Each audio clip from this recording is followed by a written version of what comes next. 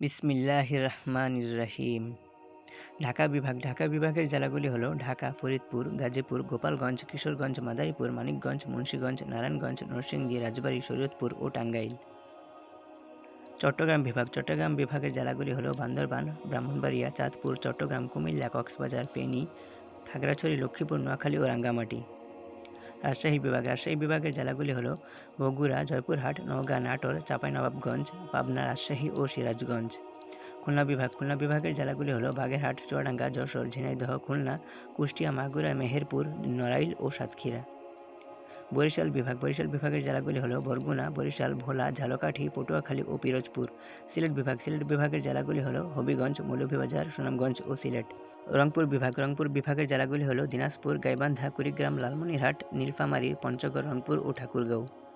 ময়মনসিংহ বিভাগের জেলাগুলি হলো জামালপুর, ময়মনসিংহ, নেত্রকোনা ও শেরপুর। তো দর্শক বন্ধুরা, চ্যানেলটির পাশে থাকবেন আর ভিডিওটি কেমন লাগলো অবশ্যই কমেন্ট করে জানাবেন। ইনশাআল্লাহ সবাই ভালো থাকবেন, সুস্থ থাকবেন। আল্লাহ হাফেজ।